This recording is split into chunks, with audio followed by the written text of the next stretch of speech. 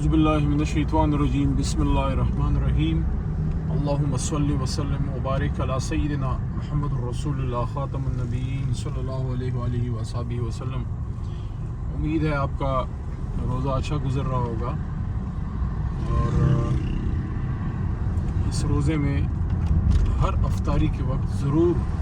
آپ پاکستان اور اسلام کی سربلندی کے لیے اور استحکام کے لیے دعائیں کیجیے گا۔ آپ کر بھی رہے ہوں گے، میرے کہنے کی ضرورت بھی نہیں ہے۔ بہرحال ویسی یاد دہانی کے لیے میں اکثر کہتا ہوں، خاص کر جو مسلمان اس وقت مشکلات کا شکار ہیں، جو اغیار کے پنجوں کے نیچے ہیں، مقبوضہ کشمیر میں جو ہمارے مسلمان بھائی اور بہنیں 75 سال سے بھارتی ظلم کے شکار ہیں، اور اسی طرح فلسطین میں جو ہمارے مسلمان بھائی اور بہنیں وہاں اسرائیل کے ظلم کا شکار ہیں، پھر مسجد اقصیٰ میں جس طرح ان کے ساتھ زیادتیاں کی جاتی ہیں، اور یہ تو اب ایک ریت بن پڑی ہے، ایک رواج چل پڑا ہے اسرائیلی زور زبردستی کا، کہ ہر رمضان میں یہ لوگ جا کے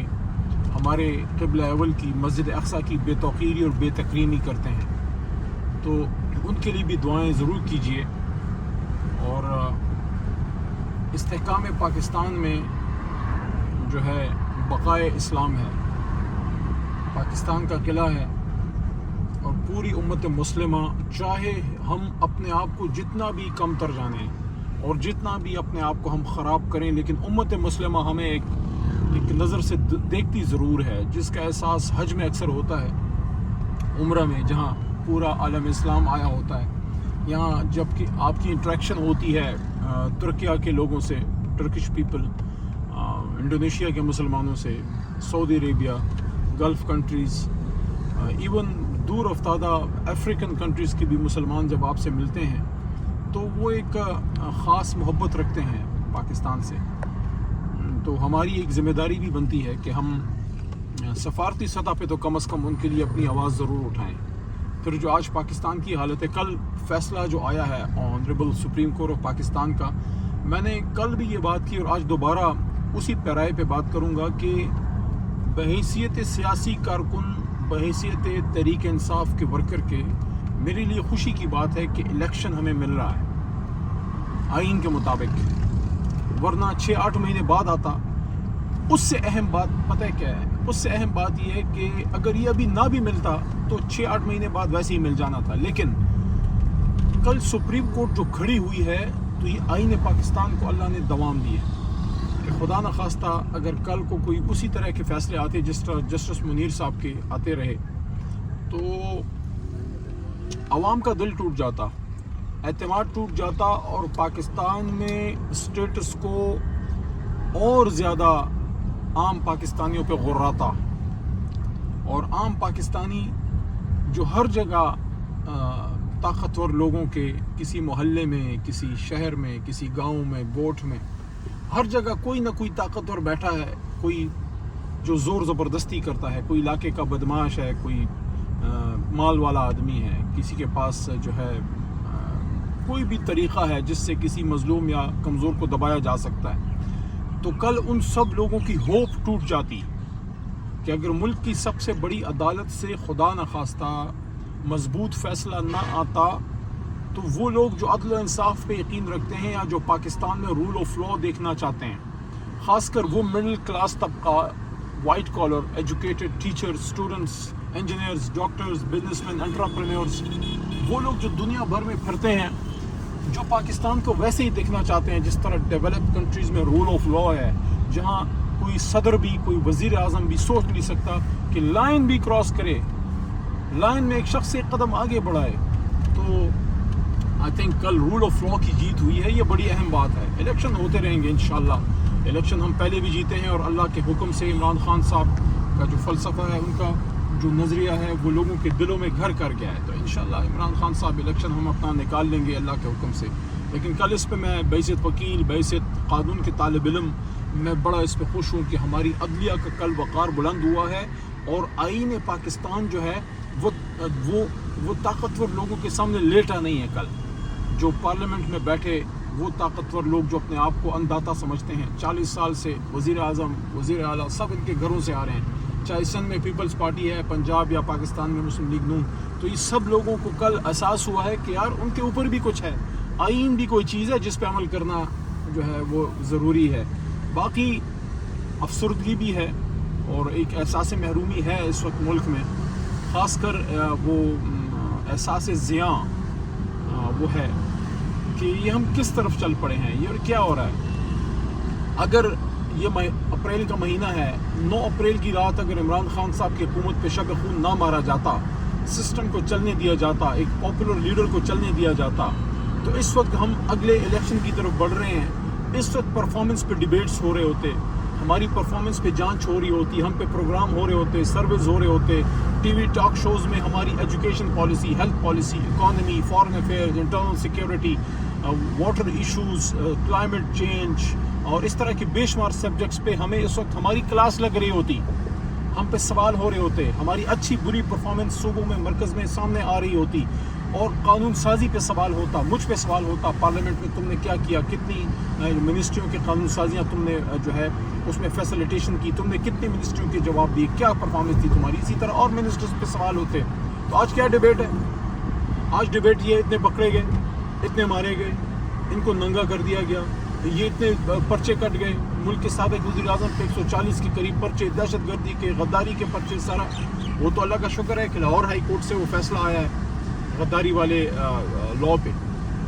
بہرحال ملک کو ڈی ٹریک کیا گیا نا. ان لوگوں سے بھی سوال ہے جنہوں نے یہ کیا یا ہونے دیا، اور یہ جو بلیٹنٹ انٹرفیئرنس ہوئی ہے یا ہونے دی گئی ہے، یہ تو ہوئی تو ہے نا جی. 2 نیشنل سیکیورٹی کمیٹی کی میٹنگز میں وزیر اعظم کے لیول پہ جو چیئر ہوئی، جس میں چیف آف آرمی اسٹاف اور انٹیریئر سیکرٹری اور سارا جو بھی ہوتے ہیں، D G I S I اور ہمارے انٹیریئر منسٹر اور فارن منسٹر اور ڈیفینس منسٹر، سارے لوگ وہاں پہ ہوتے ہیں. 2 دفعہ ایک دفعہ عمران خان صاحب کے اور دوسرے شہباز شریف صاحب کے، ان کے نیچے جو نیشنل سیکیورٹی کمیٹی کا اعلامیہ آیا، اس نے برملا اس کا اظہار کیا کہ بلیٹنٹ انٹرفیرنس ہوئی ہے بین الاقوامی پاور کی طرف سے. تو اب میرا، آپ کہیں گے یار یہ کیا سوال کرتا ہے، میرا سوال یہ ہے کہ کیوں کیا گیا یہ. اب دیکھیں پنجاب میں الیکشن ہوگا، خیبر پختونخوا کا آنے والا ہے، اور سندھ اور بلوچستان کا بعد میں ہوگا. مرکزی حکومت جو ہے ظاہر ہے انہوں نے ٹائم پورا کر کے، تو یہ اس وقت اگر آپ دیکھیں اکانومی کی صورتحال دیکھیں، سیکیورٹی کی، اگر ایک کنٹینیوٹی رہتی تو آپ ہمیں اب سوال بھی کر سکتے تھے نا. اب ان پہ سوال کریں، کہتے ہیں ہم سے ہوا ہے.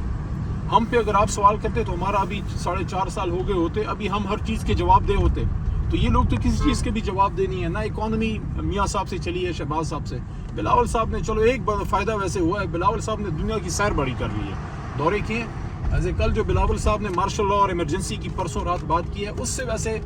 تھوڑا سا انہوں نے مزہ کرکرا کیا ہے اپنی پیپل پارٹی کا، جو ان کا جمہوری اپروچ ہے. ظاہر ہے ان کی اس وقت جماعتوں میں مطلق العنانیت ہے، تو کوئی بات تو اس طرح نہیں کر سکتا. لیکن جو بڑے اسٹالورٹس ہیں ان کے جماعتوں میں، چودھری اعتزاز صاحب جیسے، یا سردار لطیف کھوسہ صاحب جیسے، یا جو میاں رضا ربانی صاحب جیسے لوگ، ایون کائرہ صاحب جیسے لوگ، تو انہوں نے ضرور اس کو فیل کیا ہوگا کہ یار یہ کیا ایمرجنسی اور مارشل لاء کی باتیں ہمارا چیئرمین جو ہے وہ کر رہا ہے، یہ کوئی کرنے والی باتیں ہیں. اور یہ تو میں آج کی کوئی زیادہ سیاسی بصیرت میری نہیں ہوگی، لیکن جتنا تھوڑا بہت تاریخ اور قانون کو اور سیاست کو پاکستان کی پڑھا ہے، میں آپ کو لکھ کے دینے کے لیے تیار ہوں کہ پاکستان کے ساتھ اگر کوئی دشمنی کرنا چاہتا ہے نا پاکستان کے ساتھ، تو فوج کو کمزور کرے. اور فوج کو کمزور کرنے کا بہترین طریقہ یہ ہے کہ اس کو سیاست میں لے آؤ، یا اس سے مارشل لائیں لگواؤ، یہ ڈرامے ان سے کراؤ. جب بھی فوج نے مارشل لا لگائی ہے، جب بھی وہ سیاست میں آئے ہیں، تو ان کا مرول گرا ہے، ان کا عوام میں پاپولیرٹی کم ہوئی ہے. اور جب انہوں نے جمہوریت کو پنپنے دیا ہے، لوگ اپنی فوج سے محبت کرتے ہیں، لیکن اس کے رول میں اس کو دیکھنا چاہتے ہیں. جب وہ اس طرف آتے ہیں تو وہ پھر عوام اس کو فیل کرتی ہے، اور پھر فاصلہ پیدا ہوتا ہے. میں سمجھتا ہوں پاکستان کی بقا جتنی آئین میں ہے، اتنی ایک طاقتور فوج میں ہے. لیکن فوج وہ جو پروفیشنل فوج ہو، جو سیاست سے دور ہو. تو ایک سیاسی رہنما کے لیے مارشل لاء کی اور ایمرجنسی کی باتیں کرنا، یہ بڑی ایک میں سمجھتا ہوں کمزور بات ہے، غیر سیاسی بات ہے. اور جتنے بھی برے حالات ہوں، ہمیشہ جمہوریت کو سپورٹ کرنا چاہیے. اس میں سب کی خیر ہے، اس میں سب کی بہتری ہے. اب آگے کا کیا کرنا ہے؟ میرے خیال میں سب کو ہوش کے ناخن لینے چاہیے، اپنی اناؤں کو کم کرنا چاہیے، اور اگلے الیکشن کے لیے اب حالات ہموار کرنے چاہیے، نہ صرف پنجاب کا الیکشن بلکہ ساتھ میں جو خیبر پختونخوا کا ساتھ ہی آنے والا ہے، لیکن جو مرکزی الیکشن ہے اس کے لیے ماحول بننا چاہیے۔ الیکشن کمیشن سے بڑی غلطیاں بھی ہوئی ہیں، ان کو بھی اپنا جو انہوں نے کیئر ٹیکر سیٹ اپ لگائی ہے، میں کہتا ہوں یہ کیئر ٹیکر ہیں، انڈر ٹیکر ہیں، آر دے کیئر ٹیکرز اور انڈر ٹیکرز۔ جس طرح سے پنجاب میں انہوں نے کیا ہے، سابق وزیر اعظم کے گھر پہ گئے، حملہ کیا، جس طرح پولیس گردی کی گئی، ضلع شاہ مرحوم جو ہے بیچارہ شہید ہوا، معصوم بچہ شہید ہوا، اور لوگوں پہ بچیوں پہ شیلنگ ہوئی، خواتین کو کے کپڑے تک نوچے گئے، گاڑیوں کے شیشے توڑے گئے، کیا کیا نہیں ہوا۔ تو یہ کام ہے کیئر ٹیکر کا۔ تو ضرور اس پہ میں سمجھتا ہوں کہ جو سین مائنڈز اگر کوئی جو ہے ظاہر ہے تو وہ اس پہ سوچیں کہ ملک کو ہم کدھر لیں گے۔ اپنے ملک میں اب آپ اس کو دیکھیں کہ الیکشن ڈیٹ اناؤنس ہو گئی تھی، اور الیکشن اناؤنس ہونے کے بعد جب عمران خان صاحب نے ریلی نکالی تو ریلی کے ساتھ کیا ہوا؟ جو جلسہ خان صاحب نے جلسے کا اعلان کیا عمران خان صاحب نے، تو لاہور ہے یار، پاکستان کا سیاسی کعبہ ہے، سیاسی پاکستان کا دل ہے، وہاں جلسے کا مینار پاکستان میں اعلان ہوا ہے۔ تو جب الیکشن ڈیٹ اناؤنس ہو گئی تو جلسے کا ہی اعلان ہونا ہے نا، کوئی قل فاتحہ کا تو اعلان نہیں ہونا۔ تو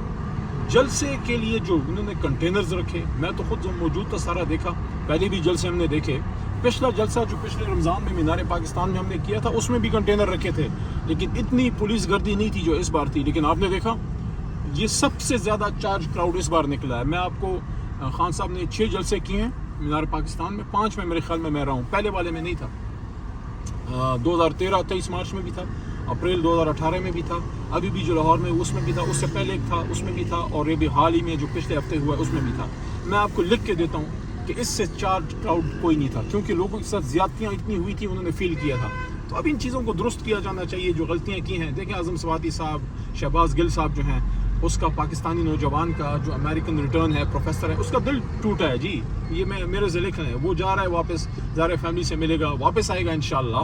عمرے پہ جا رہا ہے۔ لیکن اس طرح کے جو اوورسیز پاکستانیز ہیں ان کو تو ہمیں محبت اور رسپیکٹ دینی چاہیے۔ وہ کیا ادھر کر رہا تھا جب خان صاحب کے پاس وہ ادھر آیا ہے؟ کیا اس نے کوئی ذاتی فائدے نہیں لیے، کچھ نہیں لیا، محنت کرتا تھا۔ تو اسی طرح جو ابھی حسان نیازی کے ساتھ ہوا، اور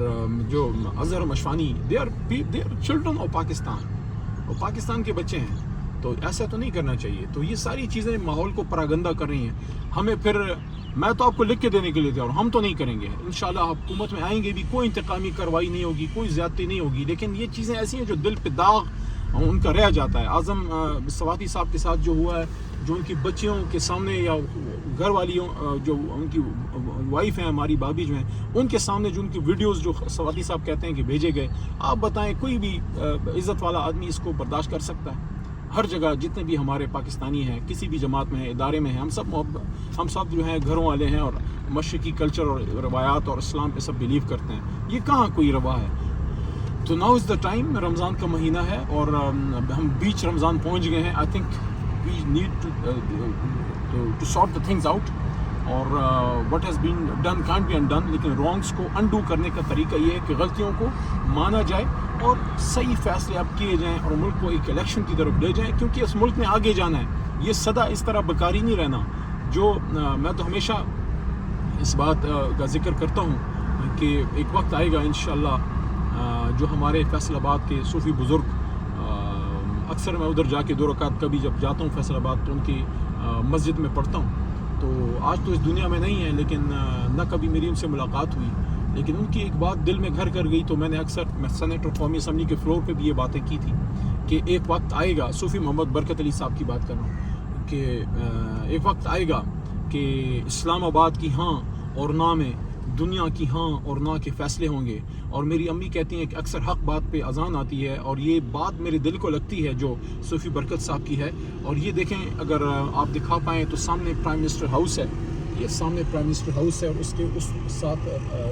جو ہے سپریم کورٹ آف پاکستان، اور وہاں پارلیمنٹ ہاؤس اور پھر پریزیڈنٹ ہاؤس۔ تو یہ جو پرائم منسٹر ہاؤس ہے پاکستان کا، جس پہ سب زلالی پرچم لہرا رہا ہے، میرا دل کرتا ہے، میرا دل گواہی دیتا ہے ایک بار اس میں انشاءاللہ کوئی غلام رسول ہوگا، کوئی عمر فاروق رضی اللہ تعالیٰ عنہ جیسی سوچ والا، کہ یہاں سے اس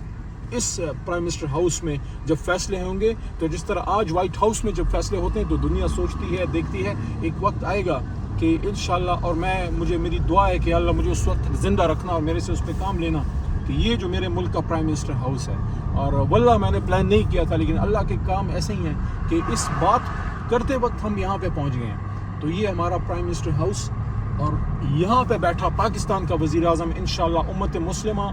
کو لیڈ کرے گا، اور انشاءاللہ یہاں سے جو ہے دنیا کے اللہ تعالیٰ جو ہے ہاں اور نہ کے فیصلے کروائے گا۔ لیکن اس کے لیے ہمیں اپنے آپ کو پہچاننا ہوگا۔ وہ علامہ نے فرمایا تھا نا کہ خودی میں ڈوب کے پاجا سراغ زندگی، خودی میں ڈوب کے پاجا سراغ زندگی، تو اگر میرا نہیں بنتا نہ بن، اپنا تو بن۔ اور یہ سپریم کورٹ کے سامنے سے گزرے ہیں، سلوٹ ہے۔ کل جس طرح یہاں سے آئین کی سربلندی ہوئی ہے، اور یہ ہمارا پارلیمنٹ ہاؤس جس کے ماتھے پہ لا الہ الا اللہ محمد رسول اللہ لکھا ہے، جو ہم کہتے تھے نا کہ پاکستان کا مطلب کیا، لا الہ الا اللہ، یہ اس کے ماتھے پہ لا الہ الا اللہ لکھا ہوا ہے۔ یا اللہ وہ وقت لا کہ یہاں سے لا الہ الا اللہ پہ مبنی فیصلے ہوں۔ پاکستان زندہ باد۔